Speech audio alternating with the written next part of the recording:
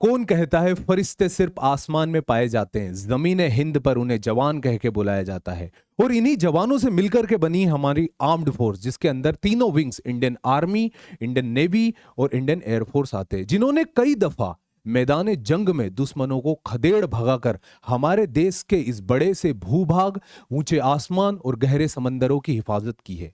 इस तरह की रक्षा के दरमियान हमारी इंडियन आर्म फोर्स ने कई सारे ऑपरेशंस चलाए।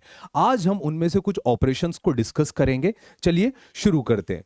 सबसे पहले समस्या शुरू हुई देश की आजादी के साथ।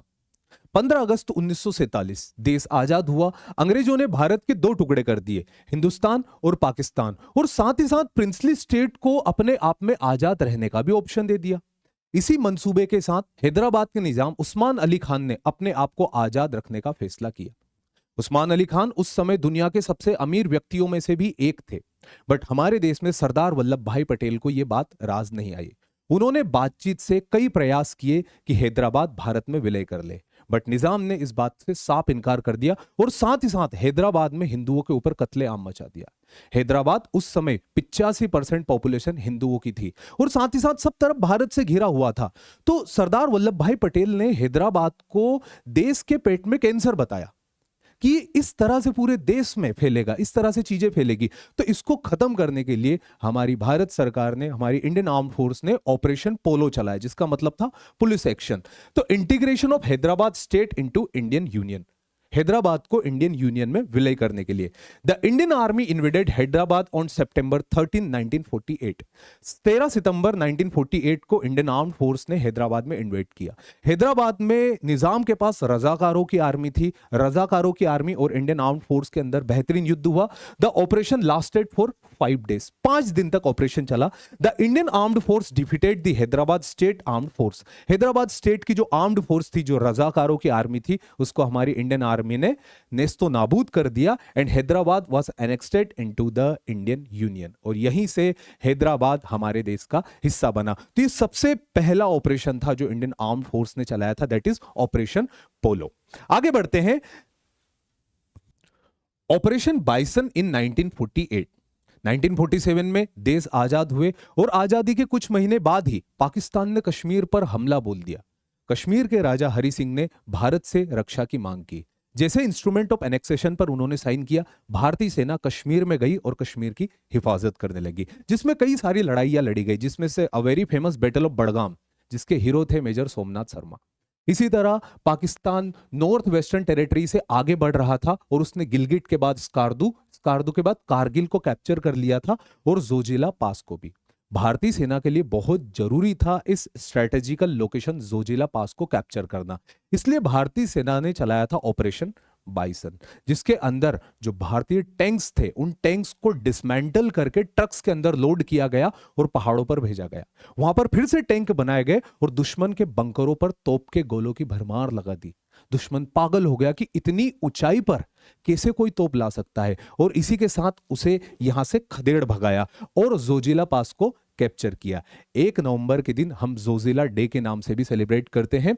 तो in May 1948 Pakistani raider seize Zojila pass, जैसा कि मैंने आपको बताया। The Indian army launch operation Bison to recapture the pass from winter, before winter. On November 1, 1948, Indian army successfully recapture the pass. Operation Bison चला करके इंडियन आर्मी ने successfully pass को recapture कर लिया था। The operation was a surprise attack that used armour at higher altitude than ever before in a combat. सबसे पहली बार इतनी ऊंचाई पर इतने टैंक्स का इस्तेमाल किया गया था और जोजिला पास को कैप्चर किया बाय ऑपरेशन बाइसन। आगे बढ़ते हैं। अगला जाएगा ऑपरेशन विजय इन 1961। हमारा देश आजाद तो 1947 को हो गया था, बट देश के कुछ हिस्से जैसे गोवा एंड दमन एंड दीव अभी भी पोर्चुगीज के हाथ में थे। तो इनसे आजाद कराने के लिए भारतीय सेना ने चलाया था operation Vijay under the leadership of General JN Chaudhuri, a military operation by Indian armed force in 1961 to annex Goa, Daman and Diu from Portuguese rule. Portuguese के रूल को खत्म करने के लिए दमन एंड दीव और गोवा को रिकैप्चर करने के लिए ऑपरेशन चला गया था। 17 दिसंबर 1961 इंडिया लॉन्च ऑपरेशन विजय। 36 घंटे का ऑपरेशन इंडियन आर्म्ड फोर्स के तीनों विंग्स इन्वॉल्व थे, Indian army, navy and air force, और तीनों ने मिलकर 36 घंटे के अंदर अंदर गोवा को रिकैप्चर किया था। With the help of military expedition Goa, Daman and Diu will become the part of India. जैसे हैदराबाद हमारे देश का पार्ट बना था, वैसे गोवा एंड दमन एंड दीव भी ऑपरेशन विजय के चलते भारत का हिस्सा बन चुके थे। अब इसके बाद अगला आता है हमारे पास ऑपरेशन ट्राइडेंट। ऑपरेशन ट्राइडेंट चलाया गया था 1971 में, जो इंडो पाकिस्तान का थर्ड वॉर हुआ था, जिसको बांग्लादेश लिबरेशन वॉर भी बोलते हैं। इस वॉर के दरमियान जो वेस्ट फ्रंट था, जो अरेबियन सी था, वहां पर ऑपरेशन ट्राइडेंट चलाया गया था इंडियन नेवी के द्वारा। इसमें क्या किया गया था आइए जानते। The operation Trident was offensive operation launch by Indian navy on Pakistani port city Karachi during Indo Pakistan war 1971। Indian arm forces ने, इंडियन नेवी ने लॉन्च किया था पाकिस्तानी पोर्ट सिटी के ऊपर, दैट इज कराची। यहां पर गए थे हमारे आईएनएस निर्घात, आईएनएस निपट और आईएनएस वीर, जिन्होंने पाकिस्तानी के खैबर, चैलेंजर और मुकाफिज नाम के जहाजों को डिस्ट्रॉय कर दिया था। साथ ही साथ कराची जो उनकी पोर्ट सिटी थी उसको जला दिया था। ऐसा बोला जाता है कि कम से कम 3 से 4 दिन तक कराची के पोर्ट की आग नहीं बुझी थी। इतना खतरनाक लॉन्च किया गया था ऑपरेशन ट्राइडेंट। और ऑपरेशन ट्राइडेंट की सक्सेस को चलते ही 4th ऑफ दिसंबर को we people celebrate Indian Navy day. याद रखिएगा इस बात को। तो operation was conducted on the night of 4 to 5 December and inflicted heavy damage on Pakistani vessels and facilities. ठीक, आगे बढ़ते हैं। ऑपरेशन कैक्टस लिली, इसे भी चला गया था 1971 के वार में, आज के बांग्लादेश और उस समय के ईस्ट पाकिस्तान के अंदर। मेघना रिवर को क्रॉस करने के लिए भारतीय सेना मेघना रिवर के पास थी, अगरतला तक पहुंच चुकी थी। तो अगरतला से इनको भैरव बाजार, जो कि मेघना रिवर के वेस्टर्न साइड में है, जहां से ढाका के लिए रास्ता काफी क्लोज था, वहां ड्रॉप करना था। तो एक हेली ब्रिज बनाया गया था, जिसके अंदर MI-04 हेलीकॉप्टर, जिनकी कैपेसिटी थी 14 सोल्जर्स को कैरी करने की, उन्होंने 23 सोल्जर्स को कैरी किए थे अपने फ्यूल को कम करने के लिए। यह पाकिस्तान के लिए एक साइकोलॉजिकल डिसलोकेशन था, एक मेंटल पैरालिसिस था कि कैसे इन लोगों ने मेघना रिवर को पास कर दिया था। और मेघना रिवर को क्रॉस करने के बाद भारत को अपर हैंड मिला था इस वॉर के अंदर। तो operation cactus lily was a military operation that took place in December 1971 during Indo Pakistan war, जो मेघना रिवर को क्रॉस करने। इसके ऊपर एक फेमस मूवी भी है, हिंदुस्तान की कसम, अगर आपको मौका मिले तो जरूर देखिएगा। The operation involve Indian army and air force crossing the मेघना रिवर एंड रीच ढाका। यहां से अगरतला के पास से इधर से इन्होंने मेघना रिवर को क्रॉस किया था भैरव बाजार तरफ, फिर यहां से ढाका पास था। तो यह चलाया गया था ऑपरेशन कैक्टस लिली। आगे बढ़ते हैं, वेरी फेमस ऑपरेशन मेघदूत। 1947-48 1965, 1971 में मुंह की खाने के बाद भी हमारा पड़ोसी मुल्क पाकिस्तान बाजी नहीं आ रहा था। फिर से उसने 1984 में सियाचिन को कैप्चर करने की गलती की। अब 1972 में शिमला एग्रीमेंट हुआ था, जिसके चलते LOC को NJ 9842 पॉइंट तक बताया था। इसके बाद जो ऊपर की लैंड है दैट इज सियाचिन, उसको अनडिफाइंड किया था, वो डिफाइंड नहीं थी। पाकिस्तान ने उस लैंड के ऊपर अपना कब्जा जमाने की कोशिश की।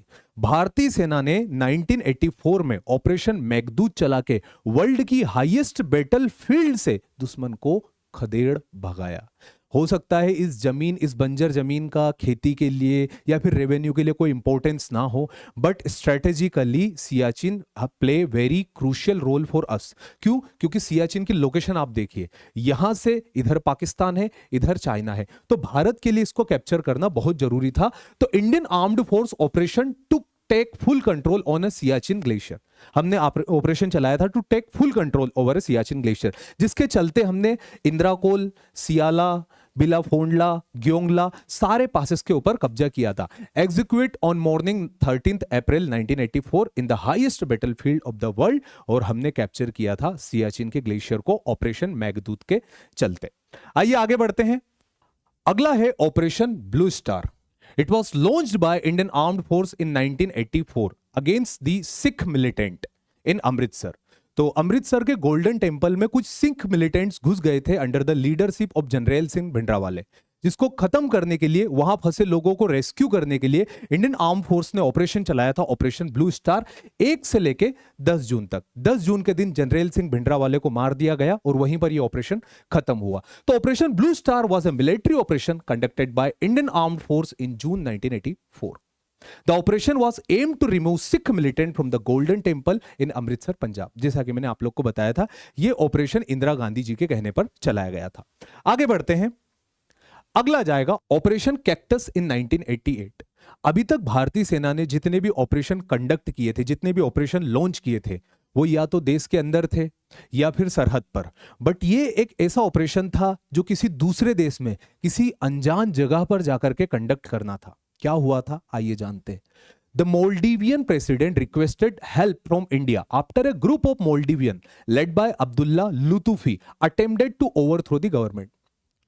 मोटा मोटा बोला जाए तो मालदीव्स के अंदर तख्ता पलटने का प्रयास किया गया था अब्दुल्ला लुत्फी के द्वारा। मालदीव के प्रेसिडेंट ने रिक्वेस्ट की थी कई सारे देश से, जिसमें यूएस भी था, साथ यूएन तक में जाकर के बोला गया कि हमारी रक्षा कीजिए, हमको बचाइए, हमारी डेमोक्रेसी को प्रोटेक्ट कीजिए।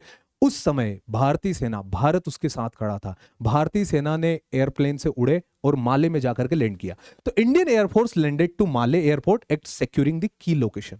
बहुत सारी जगह को बचाया गया, रेस्क्यू किया गया। President Gayoom was rescued and control was restored. President Gayoom जो थे, जिनको वहां के लोगों, वहां के जो लोकलाइट्स से जो उनको मारने के ऊपर तुले हुए थे, उनसे प्रेसिडेंट को बचाया गया, माले के अंदर स्टेबिलिटी लाई गई। तो ये एक ऐसा ऑपरेशन था जिसको इंडियन आर्म्ड फोर्सेस ने दूसरे देश में जाकर के कंडक्ट किया था, सक्सेसफुली कंडक्ट किया था। इसकी तारीफ यूएन में कई जगह पर हुई थी कि अपने साथ साथ डेमोक्रेसी को बचाने के लिए भारत ने कई जगह भी और कदम उठाए थे।